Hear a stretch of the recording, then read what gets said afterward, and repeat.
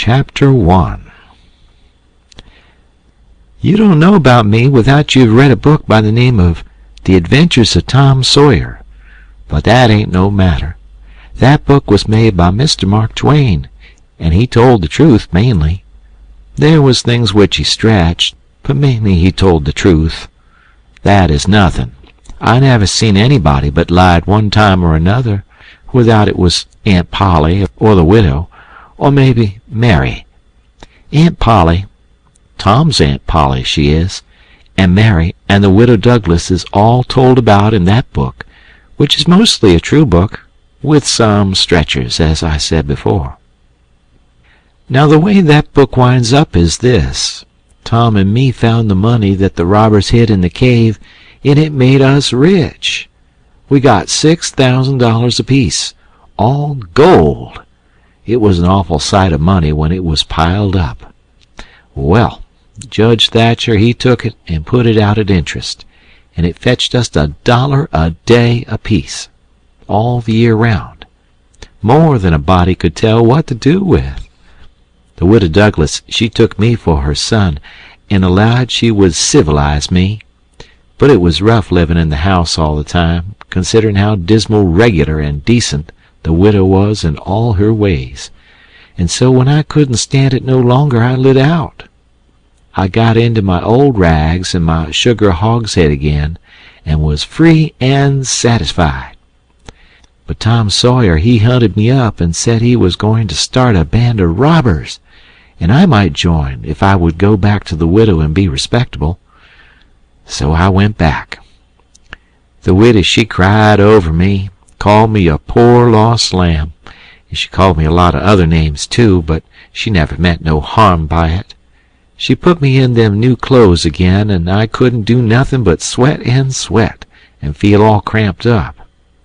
Well then, the old thing commenced again. The widow rung a bell for supper, and you had to come to time.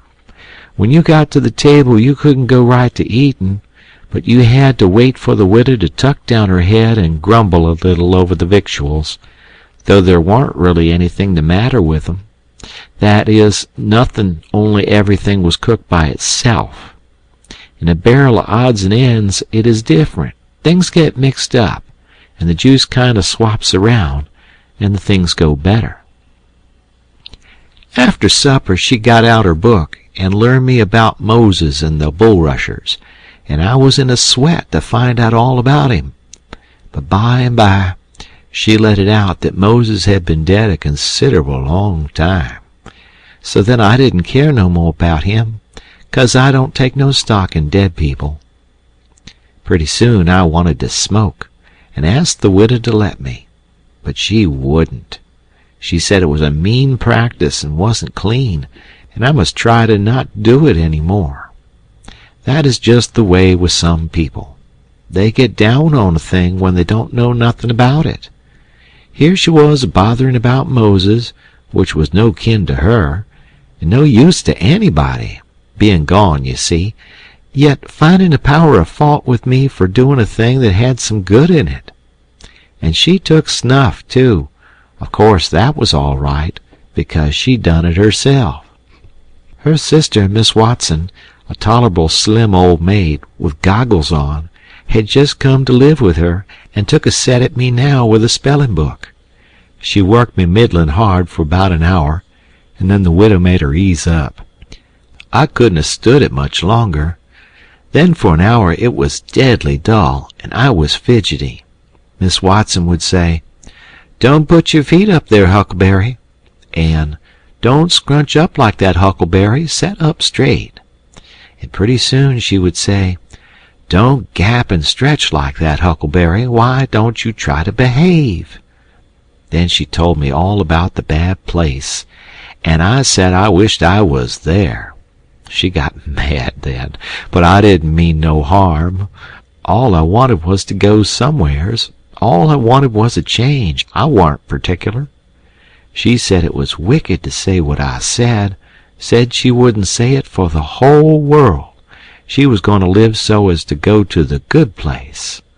Well, I couldn't see no advantage in going where she was going, so I made up my mind I wouldn't try for it. But I never said so, because it would only make trouble, and wouldn't do no good. Now she had got a start, and she went on and told me all about the good place. She said all a body would have to do there was to go round all day long with a harp and sing forever and ever. So I didn't think much of it, but I never said so. I asked her if she reckoned Tom Sawyer would go there, and she said not by a considerable sight. I was glad about that, because I wanted him and me to be together. Miss Watson, she kept pecking at me, and it got tiresome and lonesome. By and by they fetched the niggers in and had prayers, and then everybody was off to bed. I went up to my room with a piece of candle and put it on the table. Then I sat down in a chair by the window and tried to think of something cheerful, but it warn't no use. I felt so lonesome I most wished I was dead. The stars were shining, and the leaves rustled in the woods ever so mournful, and I heard an owl away off hoo-hooing about somebody that was dead, and a whippoorwill and a dog crying about somebody that was going to die. And the wind was trying to whisper something to me, and I couldn't make out what it was, and so it made the cold shivers run all over me.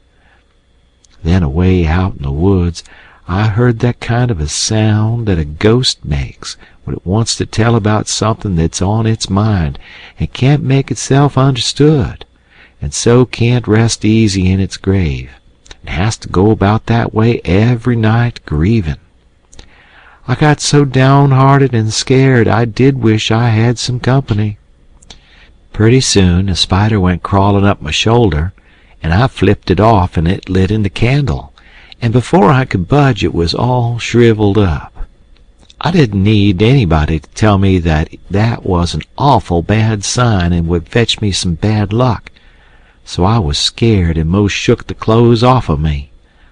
I got up and turned around in my tracks 3 times and crossed my breast every time, and then I tied up a little lock of my hair with a thread to keep witches away. But I hadn't no confidence. You do that when you've lost a horseshoe that you found, instead of nailing it over the door. But I hadn't ever heard of anybody say it was any way to keep off bad luck when you killed a spider. I set down again, a-shaking all over, and got out my pipe for a smoke, for the house was all as still as death now, and so the widow wouldn't know. Well, after a long time I heard the clock away off in the town go boom, boom, boom, 12 licks, and all still again, stiller than ever. Pretty soon I heard a twig snap down in the dark amongst the trees. Something was a-stirring. I sat still and listened. Directly I could just barely hear a meow, meow down there. That was good. Says I, meow, meow, as soft as I could. And then I put out the light and scrambled out of the window onto the shed. Then I slipped down to the ground and crawled in among the trees, and sure enough, there was Tom Sawyer waiting for me. End of chapter.